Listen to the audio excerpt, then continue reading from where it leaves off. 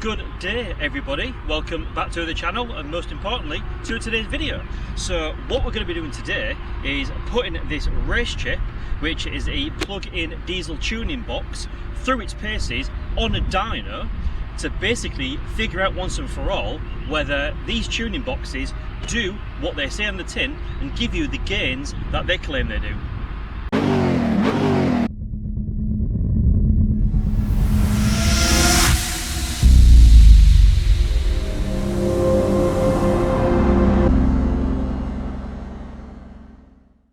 Right, so why diesel tuning box? Okay, so basically these are effectively supposed to be an easy, user-friendly DIY remap.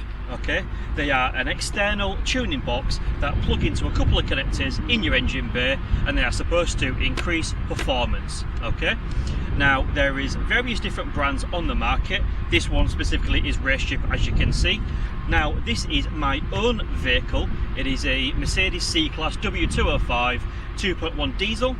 It is running 170 horsepower, has standard with 400 Newton meters of torque. So what you're going to see in the graphic next to me is the gains that this actually does claim that you will get by plugging in one of these tuning boxes. So as you can see, we are talking an increase up to 218 brake horsepower and an extra 100 Newton meters worth of torque.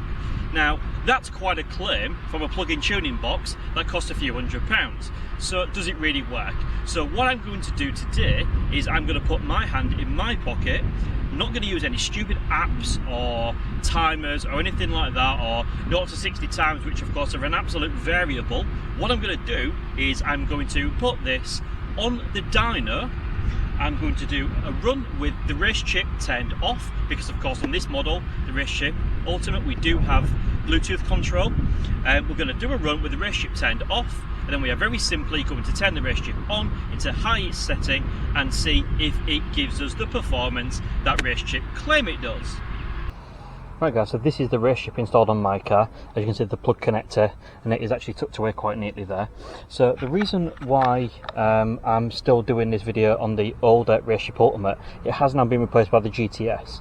But the situation is I'm not really bothered, because the claimed power output on this is the same as the new GTS. So basically this is an older version, but it's got the same power capabilities as what the new one has, so it's still relevant. And cut long story short, it still has all the app control, which you can see in the graphic next to me as well. So you can select between obviously race, sport or eco.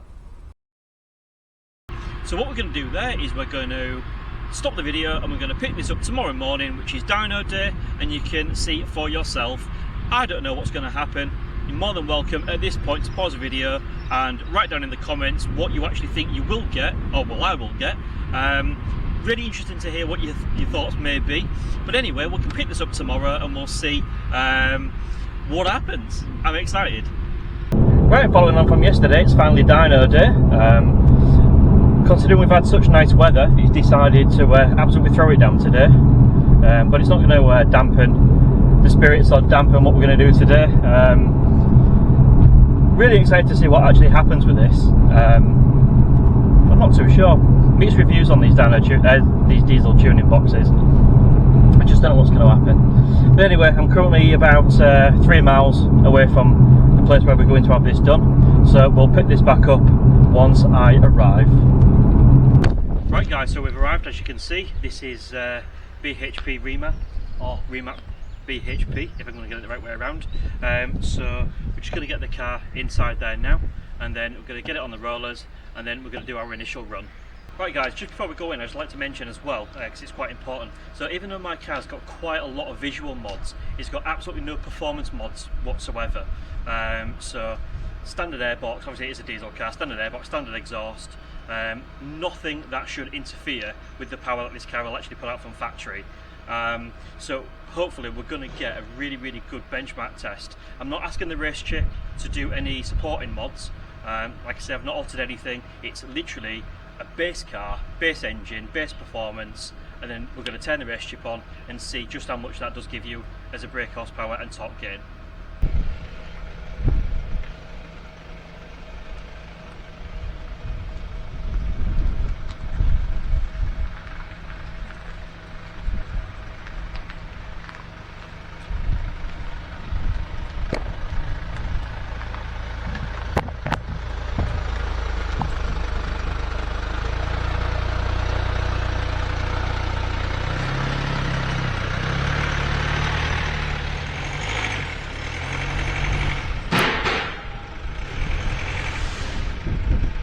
Right guys, as you can see, the car is on the dyno now, just getting it strapped up and the exhaust collectors on.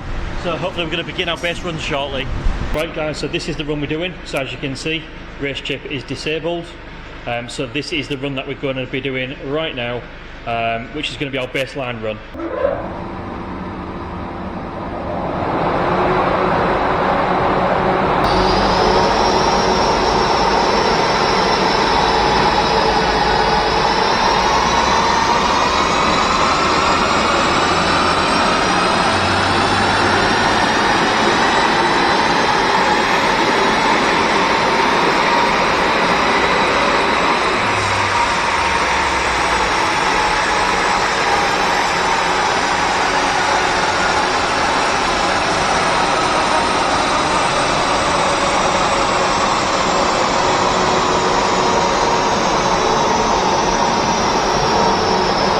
So basically that's just run 187 horsepower.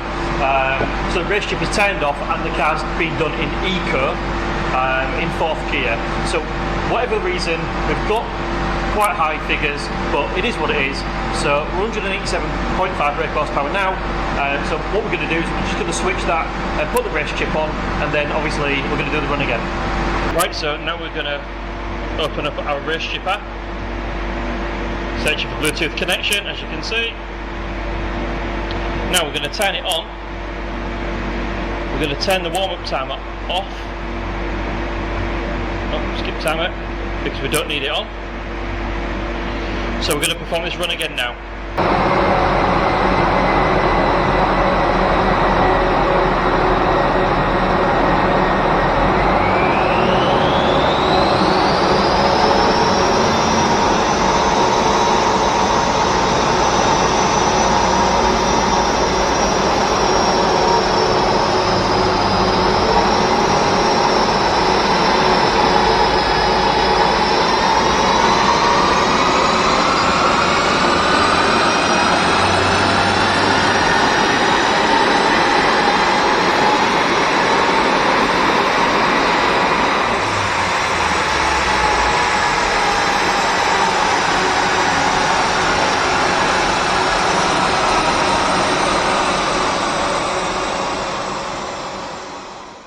Right guys, so we've done our back-to-back. We've done the Racechip off, as I've already said, in eco, in 4th gear, and then we turned the Racechip on, which you saw in the video, and what we've done is we've done that in eco in 4th gear. So, what's the findings? Now, I'm going to go through this properly when I get back home. As you can see, the car is still on the dyno. Alright, there is a difference. The Racechip, wholeheartedly, does do something, but keep watching because I'm going to go through this in further detail shortly. I'm going to quickly cut now to me being at home, and then we'll talk about the results fully. Right everybody, I am back home and it is finally time to discuss the results. So, what did we find? Do diesel tuning boxes work? Does Racechip work? Did this do what I thought it was going to do? Did it give us the performance figures that it claims? Right, so let's get down to it. So as you can see in the graphic next to me, okay, for peak BHP gain, did we get one? Yes we did. We got a BHP gain of 7.3 horsepower. Nowhere near what's advertised, but we did get a gain, okay? Now how about torque? Now, so torque, we again gained, fair play, we gained, we're supposed to get 100 Newton meters worth of torque gain. We got half that, so we got 51 torque, okay? So, my conclusion is this tuning box did do what it's supposed to do, but didn't give us the figures that we claim. But keep watching because there is some advantages. So, cut long story short, what we ended up doing is 3 runs of each. We tried to be as methodical as possible. We tried different scenarios. We tried Sport Plus, we tried Eco, and cut long story short, as a dyno should work, we was getting the same result regardless of our engine modes. Yeah, you know, we did as much as we could to get it as close as possible and as accurate as possible. The thing to really mention here, right, now we did take an average of 3, which I will say. Now in the video you can hear me say that we got 187 horsepower. The average what we got as standard was 186.8. Now make of that what you wish. I basically got more power standard than what I should have done. Now a little fair point here, I'm not the only person that's found this, okay? So I am aware of other people that have dynoed these cars when having their cars remapped, where they've given higher figures than standard. So it's supposed to be 170 brake horsepower, and they've, not just me, but other people have as well has got around the 185 figure. Mine dynoed at 186.8, which is more than above. Now, fair play to the Racechip, they are giving you a BHP gain. Now, if my car hadn't have dynoed as high, then the gain would have been bigger as an increase. Because of course Racechip say your car will go from 170 to 218. Obviously, as you can see, I gained nowhere near that. I maxed out at 194.1 horsepower. But yeah, you know, if we was running standard figures, what the factory claim the car should be putting out, we would have seen a bigger gain. But the fact that we was more powerful than what we should have been meant the gain was smaller. So make of that what you wish. Okay. Now let's talk about torque. So the factory car is supposed to have 400 newton meters of torque. We dynoed factory at 459. All right. Now the issue we have with that is, fair enough, absolute fair play to the tuning company. They did claim that their dyno does tend to overread on the torque, but it's kind of irrelevant really, because we can still measure the gain. So we started out with 459.5 torque, and we ended up with 510.5 with the Racechip turned on in race mode. So again, that is an increase of 51, like I already mentioned. So basically, guys, the Racechip does do something, and it does improve performance. However, here's the caveat. So what I'm going to quickly do now, I'm going to basically put a photo in front of my face, and you're going to see the actual dyno results.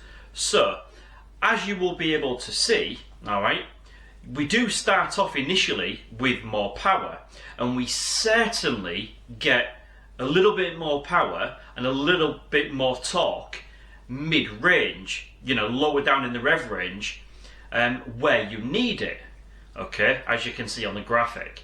Now, what that effectively means, okay, is even though this Racechip is not giving you, according to my results anyway, it's not giving you the peak gains that it advertises. When Racechip is in race mode, because of the way that the gains it does deliver are coming in, which is mid-range, okay, you are going to feel it, which is fair enough. So if you're driving along and you want to overtake a car, this Racechip does increase your mid-range torque and mid-range power, so you will feel that when you're on the road. Now, does it give you what, like I say, I keep repeating myself, does it give you what it claims it's to give you? No, it doesn't. Are you going to feel the Racechip? Yes, is the answer. Okay, so basically, if you are chasing numbers, then the Racechip isn't for you. If you just want to feel that gain and that lower end power increase, you know, where you really need it, it does the job. So the results are kind of, believe it or not, inconclusive. You know, yeah, it makes a difference, but not as much as what it claims it does.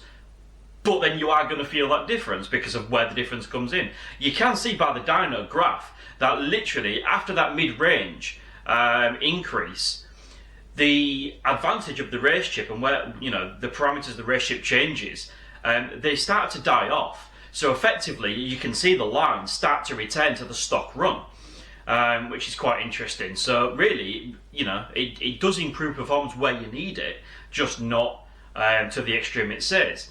Now, when you consider these tuning boxes are around £400 to £500 in that sort of mid-range area, or certainly for the model that I've got anyway. Now, as I've explained previously, I do have the Ultimate, which is the older model, but it's kind of irrelevant because it still gives the same performance increase, same functionality as the newer GTS. Now, most companies that I have contacted, okay, regarding a full-on remap, they're charging around £300, and that's for a custom map on a dyno. I'm not talking a Mickey Mouse roadside flash remap. Would never put one of those on my car. If I want my car to be remapped, I will pay for somebody to do a custom job on the dyno as it should be done. So, cut long story short, you let me know, what shall I do? Alright? Appreciate your comments, appreciate all your feedback, likes, everything else. I want to see what you think to this video, okay? And more importantly, I want you to write in the comment section below whether you want me to then pay for a remap. So guys, that's the end of the video. I hope you really enjoyed it. Again, write in the comment section below if you'd like me to extend this test to go get a remap, which I'm fully prepared to do, alright? And compare that against this video and see what results we do get. We are told we should get around 215, you know, which is basically a good 20 brake horsepower increase on what we've got now, and we should break that 500 brake horsepower torque anyway. Now I know we did that on the Racechip, but like I said, the dyno the guy doing the dyno did say he tends to overread a little bit. So we should see a significant increase if we do get it remapped, and you know, other people I am aware of have seen proven gains by a remap. But for this test, I wanted to test the Racechip that was installed on my car. Does it work? Conclusion: yes, it works. Doesn't give you the figures that it's supposed to in my circumstance, what my findings are, but you are going to feel what it does give you. So once again, that's the end of the video. Thank you very much for watching. Hope you enjoyed it, and see you again soon.